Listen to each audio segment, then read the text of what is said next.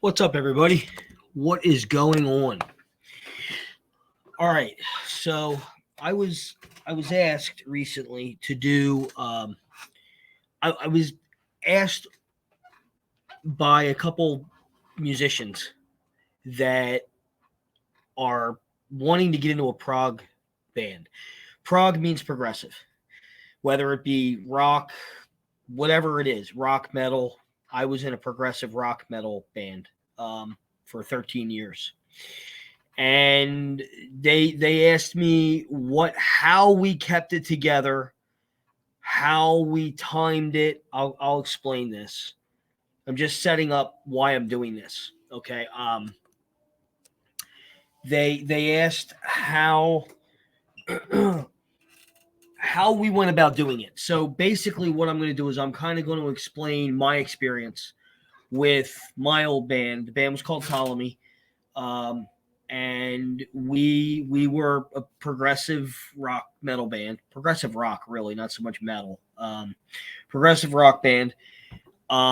We were very tight. We had some crazy time signatures. We didn't really go crazy with it, but we had some crazy time signatures. Um, but we number one, we knew each other very well. We knew how each other played. We got to know each other really, really well. Um, as far as the writing aspect of it, you really got to pay attention to detail. Number one, obviously, you got to pay attention to detail. You got to have patience, and you have to have a very deep focus on what you're doing, especially if you have a lot of odd time changes and stuff like that. Like if you go from 4/4 to 5/4 to 7/8 or whatever your changes are, you got to make sure you know how long, how many bars are those changes going to be. Like you might go from a 4/4 into a 5/4 for a bar or 2 bars. You got to know that. And after you play it for a long period of time, you get to feel it. You kind of know where the changes are. But when you're writing, it could be a bit crazy when you're actually writing. So but that's one thing. So attention to detail, um, being prepared, patience, big time patience. Takes a lot of patience to be in a prog band. Um, we used to rehearse two different ways. Uh, we first of all, let me get into what we did with lockdown. So we had what we called lockdown. We had lockdown, and then we had think tank. This is what we called it. So think tank was we all got together, no instruments. We sat in a room all together, coming up with different conceptual ideas and conceptual ideas for the music, for the songs, for the lyric content. So we would come up with, okay, I think let's write about this, and here's where we want it to go. Cool. So that would be one song idea. So we had the vehicle now. Now we have to drive it and we have to make the path. So we would come up because it was all conceptual. Conceptual meaning it was all, we wrote, if you know who Queensryche is, we wrote very, very similar to Queensryche. We were actually very, we were influenced heavily by Queensryche. So the back in the 90s Queensryche, the good Queensryche. I don't like Queensryche today at all, but the old Queensryche, we were influenced pretty heavily by Queensryche back in the day. Queensryche, Dream Theater, Fates Warning, Nightwish, but we were also still influenced by bands like Dokken, Def Leppard, Whitesnake, Queensryche, a lot of the big guys from back in the day, Bon Jovi, stuff like that. So we had that 80s hard rock edge to us, but then we got into the progressive time changes and more difficult music. So the musicality of the band, that's one thing that has to be said. You have to have the musicality of the band to be able to pull off a prog rock metal band, a prog situation, prog band. Okay. Um, so we had Think Tank. Think Tank was, like I said, we went in and that's where we wrote the we wrote the ideas for the lyrical content of the band. That was Think Tank. And that was literally everybody was there with a pencil or pen. Usually it was a pencil because we could erase. A pencil and paper, and it was 5 guys sitting there, literally in a circle, all coming up with ideas for, okay, so what do we want to do with this song? Okay, this one we want to have it be a guy down on his luck that is going to rob a bank. None of our songs were like that, but I'm just saying let's just use that. So, okay, so let's set the pace. Let's set the tone. What bank is it going to be? What's this? What's that? What's this? What vehicle is he going to use? What clothes is he going to wear? What kind of guy is he? What kind of individual is he? Did he have a weird childhood? Let's build this up. So, like, we got deep into it. We actually wrote a rock opera called The Ghost of London. I'm not going into all this because I don't even remember all of it, but we wrote a rock opera called The Ghost of London, and it was basically like a Jack the Ripper kind of story, except the guy never touched the female. Went into her room, watched her sleep. Before he left a rose, placed a rose gently on her chest and left out the window. Never touched her. Just dreamed about fantasized about what his life would be like to be with her. That was basically it. But they couldn't catch him because he never touched her. Never touched the chick. So they called him the Ghost of London. That's where it came from. So anyway, to write like that, I'm going to be honest with you. To write like that, there was a thesaurus with us in our think tanks all the time. There was a thesaurus right there because you didn't want to – certain words we didn't want to use. Okay, let's find another word for this. So we go into the thesaurus. Oh, that one sounds good. We would use that, and that would rhyme for something. That would rhyme with something. Lyrics, to me, lyrics are poems. All my lyrics, I have over 100 sets of lyrics. All of my lyrics start out as poems. They're all poems until I turn into a song. Okay, so all of mine start out as poems, and then they change depending on the music or whatever. But when I write my lyrics, I write them in poem form. But I usually have what's called a melody line. If you're not a musician, you may not understand it, but I usually have the melody line already in mind when I'm writing the song, or when I'm writing the poem. All right, so then I present that to my guitarist or whatever, and they will, I'll sing it for them. And that's kind of how we go about it. All right. So, and then we build the song from there. Yo, what's up, Tony? What's happening, dude? Thanks for tuning in, man. And you're right. Yeah, I am old. I'm really old. But anyway, so getting back to, then we had what we called lockdown. Lockdown was, and this is what separates the men from the boys when it comes to prog. Okay. And I'm going to give for instance, one song we had was a very, very intense song. I don't even remember the name of it now. Guys, you're talking 15 years ago or more. And I was with the band for 13 years, but you're talking a long time ago. So a lot of stuff, I mean, some of the drum patterns I still remember, some of the songs I still remember, but there was a new one that we had that had a lot of time changes in it. I don't remember the song now, but anyway, and I don't have the CD anymore. One of the old guitar players told me he was going to get me a CD, but I think he keeps forgetting. He said he still has a copy of it. So when we would come up with these time changes, okay, what lockdown was, we would go into the studio we owned the studio at the time. It was right over here in Douglasville, 45 minutes from where I am right now.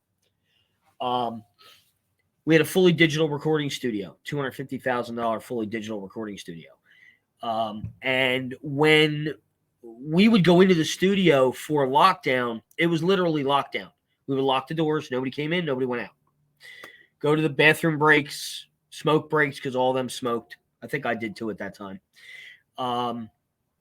Food breaks. The wives could come in and out. But no outsiders were allowed in. Nobody. No outsiders. Friends came to visit. Hit the road. Because what we were doing was we were rehearsing parts. So now there's a difference between practicing, writing, and rehearsing. This is how we did it, guys. Remember, this is not the book. This is how we did it. This is how Ptolemy did it. My old band, us 5 guys, this is how we did it, and it worked really, really well for us. Okay?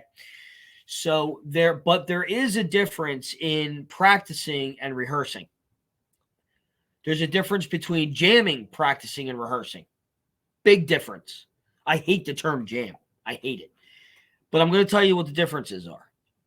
So when you're jamming, we rarely ever did this. We rarely ever jammed. We usually practiced because Brian would come up with a guitar riff. We wouldn't really jam on it. We would write to it. So he would come up with a guitar riff, and I was usually the one to tell him yay or nay because I know what guitar riffs are gonna work. I don't know why. I hear them, and I'm like, yeah, that's good. That's a number one. That's a good seller. That sucks. I don't like that. Do that one. So Brian would usually run the guitar parts by me, and I'd be like, yeah, dude, that's a good one. Not that, but you know what? Let's mix that with that. Okay, cool. So he would write the guitar part.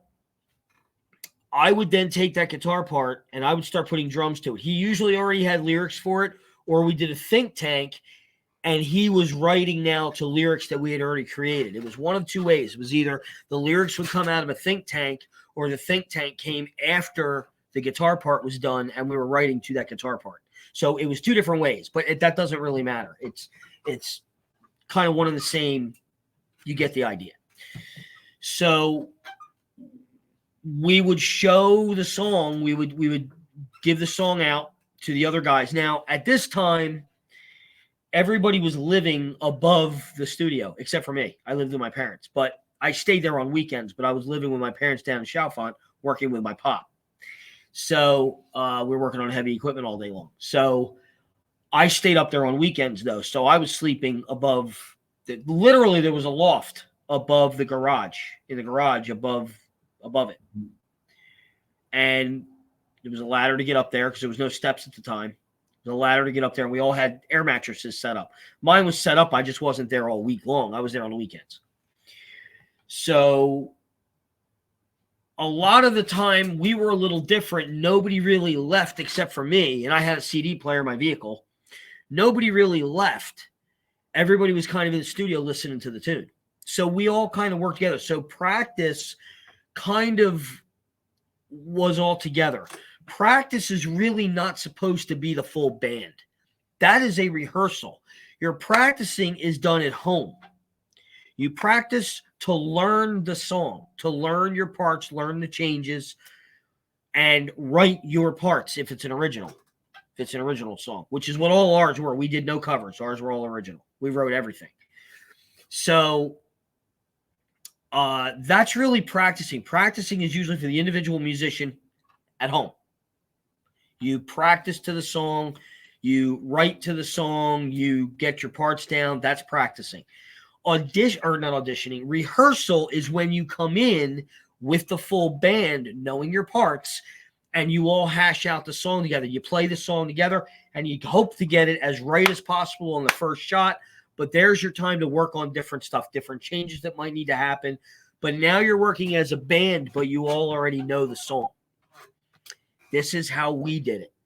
And in the musician world, this is usually the general idea. What usually ends up happening now is, and I find it more now than I did with Ptolemy. With Ptolemy, this is not how it worked, but everybody was in the house. Everybody was in the same location. So it really wasn't a need to go home and practice. You were there. They would just go into the studio, pick up their guitars, pick up their bass. I have my own drum room. I go into the drum room and practice.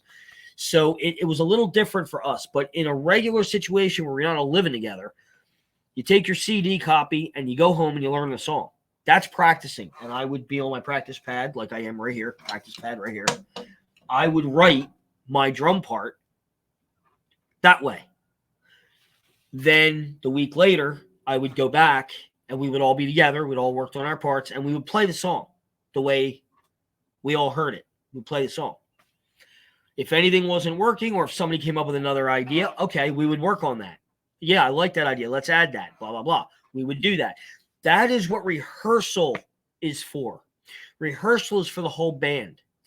Jamming is for the whole band, but jamming today is more of drummer may have a drum idea. Hey guys, check this beat out. Check this, this rhythm I came up with out. Da-da-da-da-da. You play it, they like it, they put something to it. That's jamming. You start noodling. Usually it's a guitarist or a bassist. Usually it's a guitarist comes up with a really cool riff. Let's play that a little bit. Let's jam and see where that goes. That's jamming. Okay?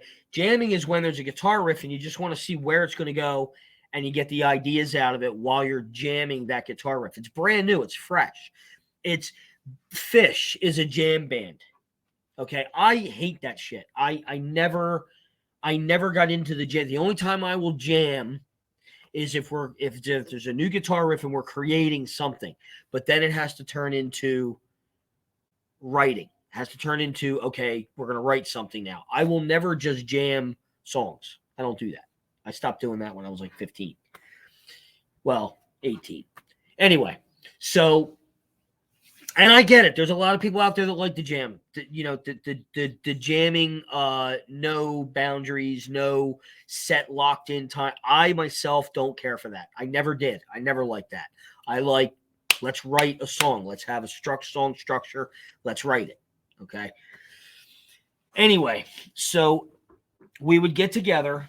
We would get the song done, ready to go. Now, here's our two different rehearsal types. We had the rehearsal type where we would face each other and we would cue off of each other. We would make changes to the parts if needed. We would rehearse them. We'd go over them, make sure everything was tight. The second part of our practice, or our rehearsal, which was usually not the same week, it was usually the following week. Once we had it down, locked in, ready to go, then we did our other rehearsal. Our other rehearsal was where you're on the hot seat. Obviously, I could not turn around. My kit was only facing one way. I had a very, very, very large, elaborate kit back then. I had a nine-piece single bass, double bass pedal with all the cymbals and 2 hi-hats and the whole 9 yards. I had a huge kit. So they would all turn away from me and from each other. So one guy would be facing that way, that guy would be facing that way, and the 2 guys there would be facing out that way. Nobody would be looking at each other. Okay? So there was 5 guys in the band. So those 4 would all be facing different directions, and I was seeing their backs. Okay? Not cueing off of each other at all. Now we play the song. Could we get through that song without screwing up, not looking at each other? That's what it was for. That's what that particular rehearsal was for. Guys, you got to remember, these parts were not easy. Like these, we had time changes. We had parts changes. Sometimes the parts was really quick. So sometimes they were higher tempos, 180, 190 beats per minute. I don't remember the exact tempos, but they were up there. Some of them were pretty quick.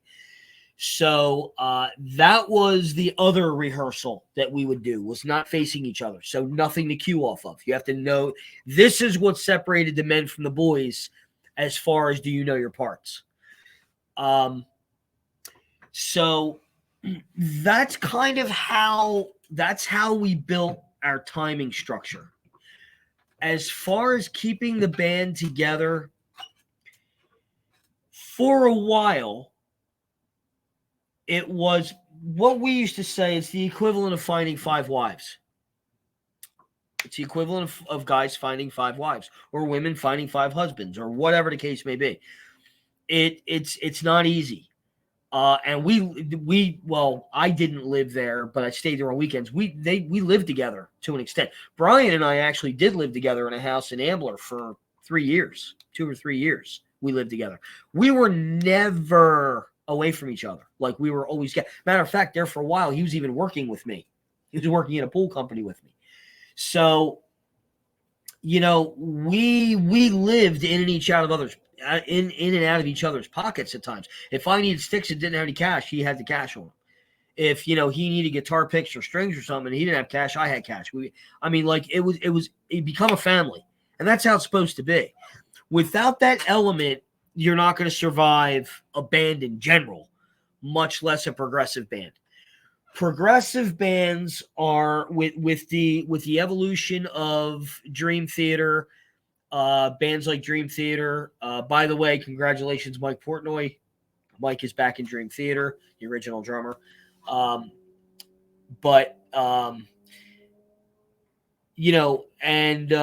hats off to Mike, the other Mike. I forget his last name at the current moment. The guy that's been playing with him for 13 years now. Mike, I want to say Mangini, but I don't think that's it. Anyway, congratulations to him. He's got a new album coming out. He's very cool the way he handled that.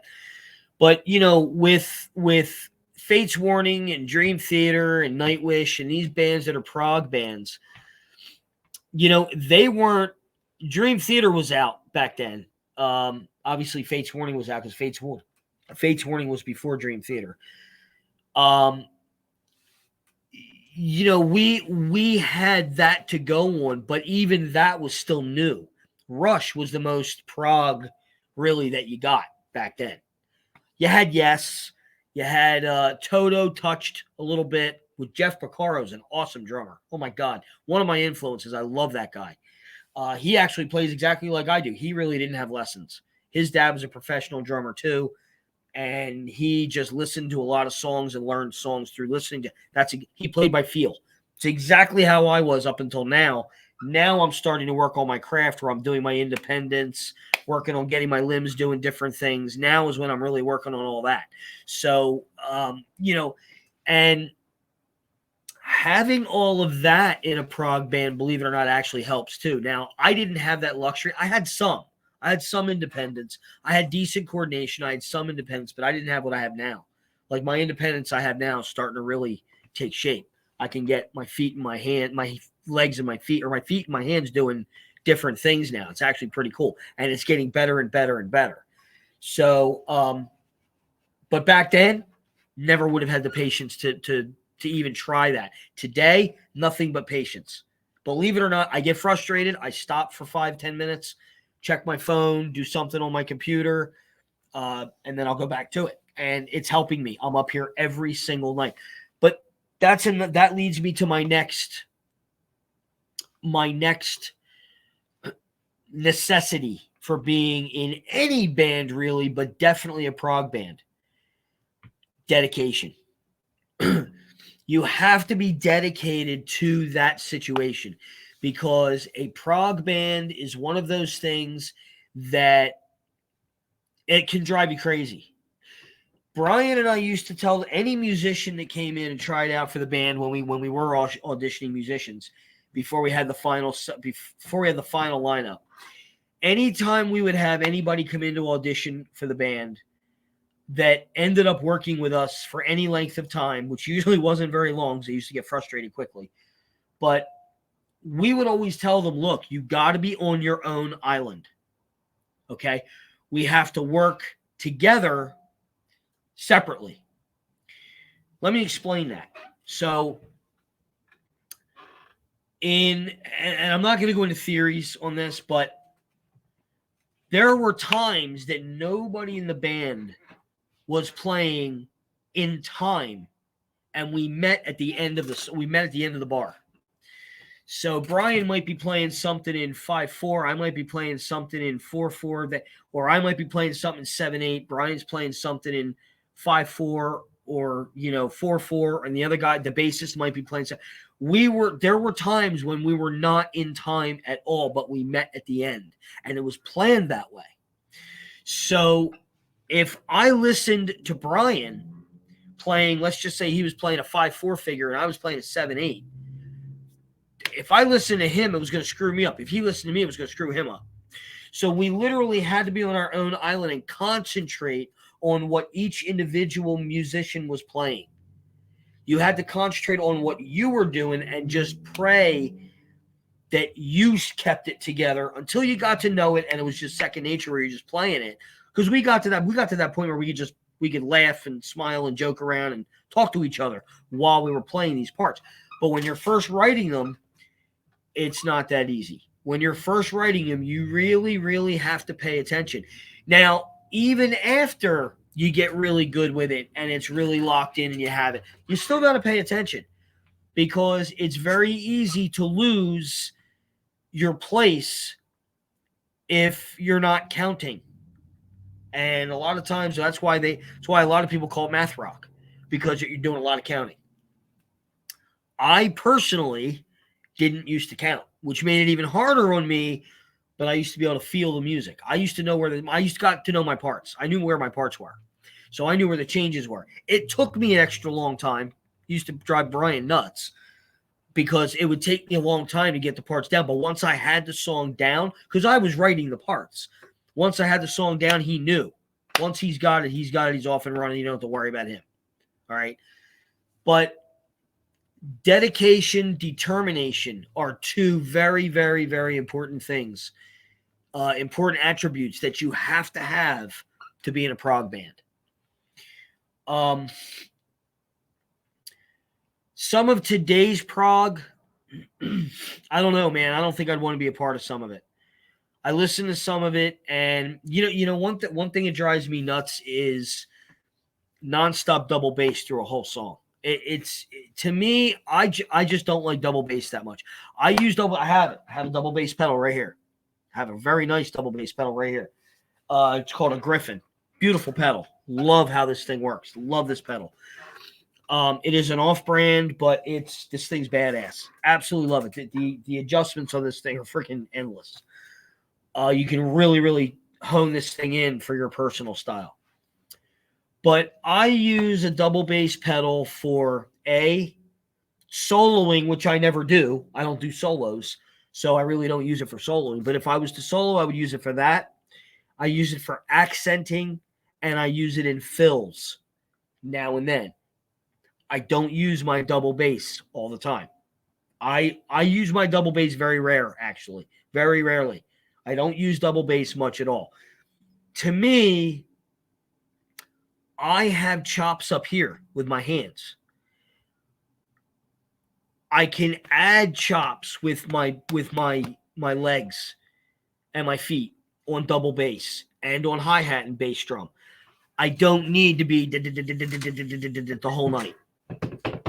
To me, that drives me crazy. I can't listen to a song that has nothing but double bass. It drives me nuts. I can't listen to it. Brian had a song that he wanted me to do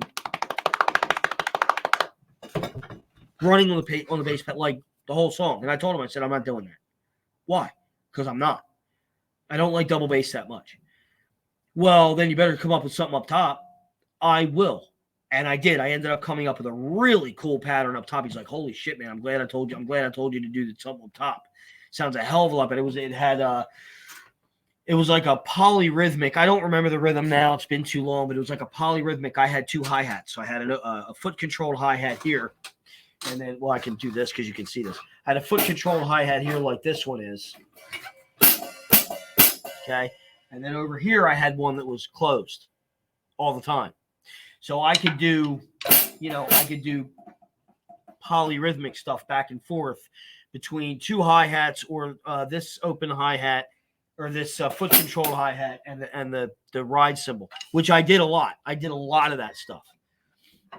That influence comes heavily from a drummer by the name of Dave Weckl.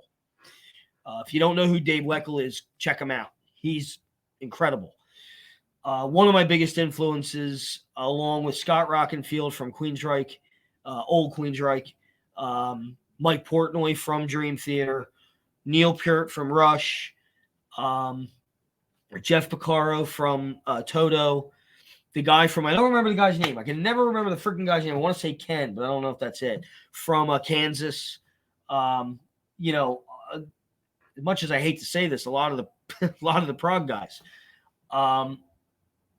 And my prog is a little different these days. Mine is more, I do a lot more of what Dave Weckl and Neil Peart did in their playing and their philosophies, more so as opposed to Mike Portnoy and Neil Peart. or Mike Portnoy and Scott Rockenfield. And I also had a lot of Jeff Porcaro in there because Jeff Porcaro, like I said, he didn't really study drums. He did what I did. He listened to a lot of music and learned songs as he went. And he even said in an interview, and I forget what year that was. I want to say it was 86, but I don't remember. But he even said in an interview he did, I'm not real good with, like, I can't keep the hi-hat going on quarter notes when I'm he's like, I don't have great independence. I don't have great independence and coordination. I just learn how to play stuff. I listen and I pick it up and I play it. And I've been doing that for years. But now I'm starting to break myself back down and bring myself back to the beginning and actually learn more of the independence, learn more of the coordination, like doing paradiddles with my feet and singles and doubles up here. Paradiddles up here and singles and doubles with my feet. I'm doing a lot more of that, and it's coming along very nicely. It's a slow process, but it's coming along very nicely. But that being said, being a part of a prog band is just it's rewarding as hell, but it's frustrating a lot of times. It can get very frustrating. You definitely have to have incredible musicianship and a lot of patience. Oh my God, you have to have a lot of patience. Other than that, I mean, it's a constant learning. You're constantly learning. You're constantly growing. The problem I had with it, and this is one of the reasons I got out of it. I got tired of, because I'm going to tell you something, when you're in a situation like that, and especially being the drummer, there's a point where you gotta, unless you're really, really, really, really, really, really, really into it, there's a point where you're going to go, I need a break. You're nonstop counting. You're nonstop on the hot seat, and it never stops. From the time you start that show to the end of that show, you're on the hot seat. As long as you're behind that drum set, you're on the hot seat. I got to the point where I didn't even like playing anymore. I enjoyed playing, but I didn't like playing with that band because some of the things some of it had to do with one or two of the members of the band. But it started to become work. And when it becomes work, it's not fun anymore. But I do still enjoy it. And if I was to find the right group of guys to do prog today, I would get back into a prog band. But it would have to be with guys that are level-headed. I will not learn prog covers. Let me explain that, because somebody asked me that too. Somebody asked me, okay, you said you're influenced by Neil Peart, Mike Portnoy, and Jeff Porcaro and Scott Rockenfield, and you know how to play all their songs. No. Why? Because I don't want to be like them. I don't want to play their shit. I want to play like them. I want to be able to play like them. I want to use different ideas, concepts, techniques. Do I want to be Jeff Porcaro? No. Do I want to be another Neil Peart? No. Do I want to be a Mike Portnoy Jr.? No. I use techniques, ideas, techniques and ideas from them. And philosophies. That's the other word I was looking for. Philosophies from all of them. I don't sit here and practice Rush. I don't want to. I know some of Tom Sawyer. I know actually a lot of Tom Sawyer. I've never played it, but I know it. I don't know all the changes perfectly, but I could get through it if I really needed to. I could get through it. Do I want to? No, I really don't, because that's not my thing. I am a writing musician. I like to write. If I'm not writing, I want to be enjoying. I want to be having fun playing. So I want to play something that's fun. If I'm going to be put to that grind again, it's going to have to be writing. There's a band. There's a band right now. I'm not going to say their name, but there's a band right now. One of the guys in the band actually reached out to me. Little did he know at the time that he was one of the guys that played with me in Ptolemy. He was in Ptolemy for a little while. He's a guitarist, but he actually played bass in our band. So he reached out to me and he's like, blah, blah, blah. We got this band. It's a progressive rock band, blah, blah, blah. These are some of our influences. One of them was Dream Theater. Another one was Queensryche. So I was like, all right, well, as soon as I saw his name, I was like, I know exactly who this guy is. So I messaged him back. I was like, yo, dude, it's me. It's Gary from Ptolemy. He goes, holy shit. He goes, dude, small world. Oh my God, this is so cool. He goes, yo, dude, we want you to come in and try out. And I said, I'm not learning covers. What do you mean? I'm not going to learn progressive covers. Why not? Because if I learn progressive covers, there's nowhere to play them. If you're going to be in a progressive band, you're going to play your own stuff. That's how you're going to get noticed. There's no place really to go play prog music that I know of. Now, maybe there isn't. I just don't know. But to play cover prog, now you play something like Rush's Tom Sawyer, little different. Or Limelight, little different. You're playing a Rush song that everybody knows. But they're all going to be standing there going like this to see if you pull it off. That was one of the problems that we had. That's why we never did covers when I was with Ptolemy. We were able to write. We didn't want to play covers. So I told him, I said, if you guys start writing material, I'll come in and write with you. But I will not learn 4 or 5 progressive covers just to audition for your band. I said, dude, you know how I play. You know I can play. You were with me with Ptolemy. You know I can play. He goes, oh, yeah, there's no question. I know you can play. I'm like, well, then I'm not going to learn covers. I said, if you want to start writing right away, you let me know when you guys start writing, and I'll help you write. I'll do that because he needed help writing lyrics too. I said, I'll help you with that. I'll help you write drum parts, and I'll write drum parts, and I'll help you write lyrics. But I'm not learning covers because I'm never going to go play them anywhere else.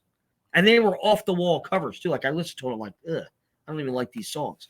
So I will not learn covers to go play prog covers out. If I like the song, like Jeff Porcaro, I'm working on a bunch of his stuff. Like Rosanna. Rosanna is technically a prog. It's really not. But it kind of falls under prog because Toto kind of falls under prog. Light prog, not real heavy. But Rosanna, I'm learning that one. Africa, I'm working on that one. I actually know them. I just need to tighten them up a little bit. But I'm going to be playing Africa, Rosanna, Hold the Line. And then I'm going to be doing, which I already know, almost all of it is Carry On Wayward Son. Well, I do know all of it. I just have to tighten some of it up. Haven't been able to really play it on the kit yet. I've been on the practice pad mostly just to learn the parts and the changes. Carry On Wayward Son. I know quite a bit of Queensryche. Well, I know Jet City Woman, Eyes of a Stranger, Do You Believe in Love, Empire, and Another Rainy Night Without You from Queensryche. I also do know The Lady Wore Black. I haven't played that in years, though, but I knew it at one point in time. Queensryche, or Dream Theater, I had started playing Images and Words many years ago, and I gave up on it because I was in Ptolemy and I was working on our material. So I gave up on it. I never did learn the whole thing. Like I said, Tom Sawyer, I know all the way up to, well, actually, I shouldn't say all the way up to, I do know the fill. Like, I know the whole song. The problem is I never sat behind the kit and actually timed the solo fill breakdown. I never timed that out. I know it. I know what he's doing. I never timed it out on a kit.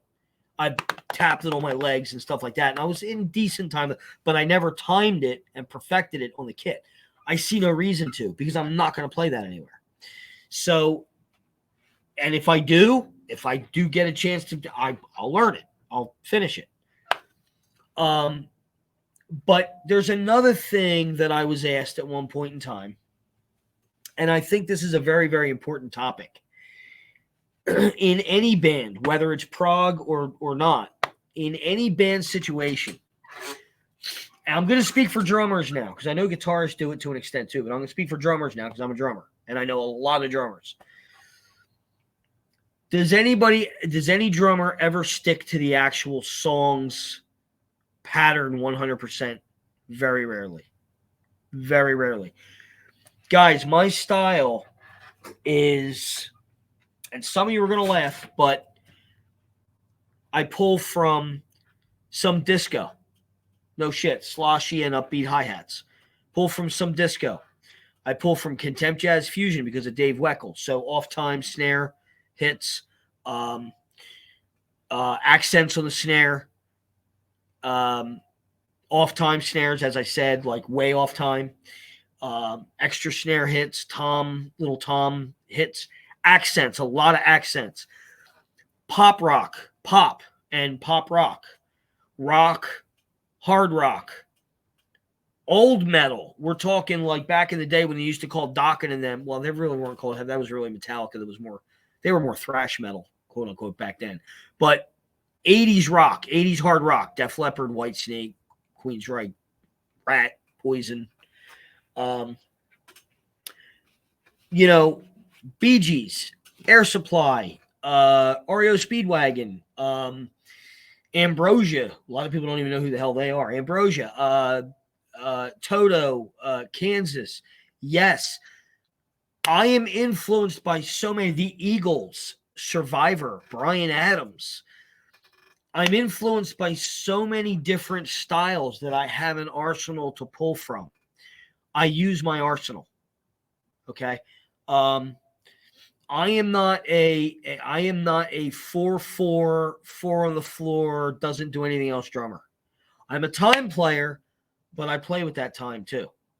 Okay, so I'm not that drummer that's gonna just doof doof doof doof doof doof doof doof. I am doof doof doof doof doof doof. Still in time, but I'm flavoring. Might use a little extra finger control on the snare to get a little. I flavor, and that's how I've always been. A lot of doubles on the hi-hats. I do double strokes on the hi-hats or little. I don't want to do it right now because it's after 9 o'clock and the neighbor's literally right there. That's their attic. So we live in a twin. So I don't want to do it right now, but I mean, you get the idea. So that's in the nutshell. And to put it, Christ, I've been on here for 42 minutes already. Holy shit. To put it as directly and fully as possible, that's kind of what it takes to be in a progressive band situation, whether it's rock, whatever it is, progressive rock, progressive metal, whatever it is. And again, I was in a situation, I was in that for 13 years, and it was not easy to keep together, but it wasn't hard to keep together. It was just, there were times it was trying. That's all. But if you're really into it and you really enjoy that mind game, because that's what it is, really. It's a mind game. You have to hone in on it, and you have to concentrate on what you're doing. You have to have patience. You have to have patience is the biggest one, and you have to be dedicated. You have to have dedication. I really hope this helps. I mean, this is probably the best answer I could give you guys on being involved in a prog band. Again, it's a lot of fun. It's also a lot of work. And if you're not the type of musician that wants to sit back behind your drum set or behind your guitar, behind your bass, or lean on your mic and on your mic stand, and you want to smooth sail and have fun, prog is probably not going to be your best option. I'm not saying it's not fun. I'm not, because I had fun. I did. I had a great time. But it's work. It is work. And it depends on really how far you go into prog, because there's different levels. Queensryche is not really that prog. They consider them somewhat prog. Rush is more prog than Queensryche is. But they consider them prog because of some of the changes they had. Rush is definitely prog. Yes has prog elements to it. Yeah, them. Toto has prog elements. Light, but they have prog elements. Kansas has prog elements. So, it depends on how deeply you go in. It depends on your level of prog, whether it's a lot of work, like Dream Theater. They're prog. Holy shit, are they prog? It really depends. Tool is another one. Tool's pretty prog down. I've never played any of Tool stuff. The only one I've ever really heard, and it's a long time ago, was Schism. I haven't listened to anything Tool has done in a long time. A good band. They're a good band. But I did not want to go down that path again, but it looks like I might be, because I do enjoy it. I actually do enjoy prog. Like I said, if I found another band of good guys that didn't want to learn prog covers and wanted to actually write progressive style, I would do it. I would get back into it. But they better not want a whole shitload of double bass, because that's just not happening. I'm not a double bass kind of guy. Not like that. I like using it for accents. I like using it tastefully for accents and fills. I don't do solos, so accents and fills. That's how I like to use double bass. I am not going to do this through a whole song. I'm just not going to do that. I have chops up here and I want to use them. Anyway, guys, I hope this helps. I hope this gets some of you the information that you were looking for. This will be uploaded onto my YouTube channel. Love having a YouTube channel now for this. So check out the YouTube channel at Stix, S-T-I-X, Dude 72 Music. Stix Dude 72 Music. Check out the YouTube channel. This will be uploaded. I just uploaded another video a little while ago welcoming everybody to the new channel. Check out my Instagram at StixDude72, which is also my Facebook. It's also StixDude72. Also, check out on Facebook and on Instagram the Chop Shop. I started that as a musicians network. Check it out. There's nobody on it yet because nobody really knows about it yet. I haven't really advertised it a whole lot yet, but check that out. I am also on Bandmix, StixDude72. I'm on Bandmix. I do have an ad up. I'm available for lessons. I'm available for writing sessions. I'm available for recording sessions. I'm available for sit-ins, but more for rehearsal sit-ins than shows, because with the lessons thing and then helping some bands and musicians write and helping some record, plus with pools still going on, and then Tammy's Believe Customs Company, which we're going to a gig. Yeah, well, it is a gig. We're going to a venue tomorrow for a craft show. I wouldn't really right now have time to learn the extra songs. Now, if you're playing a bunch of songs I already know, we could talk. Contact me though. It would have to be in enough time that I'd have time to learn the songs. All right. I'm not going to sit down and learn 30 songs in a week. That's probably not going to happen because I don't have time enough to sit up here and do that, unless they're easy songs. There's a process I have for learning songs, and it's not, unfortunately. I don't know too many people that are to learn a song. I knew one guy that was a guitarist that could sit there and listen to it and literally play it while he was listening to it for the very first time. He had to polish it up a little bit, but he had it after the. I'm like, dude, really? He was in one of my old bands. Anyway, I hope this helps you guys. I appreciate everybody tuning in and watching this thing. Thank you guys for all the support. I appreciate you, and keep checking back for more. All right, there's some lessons and stuff like that coming. If you need anything, also my email, Stixdude, STIXDUDE 72 @gmail.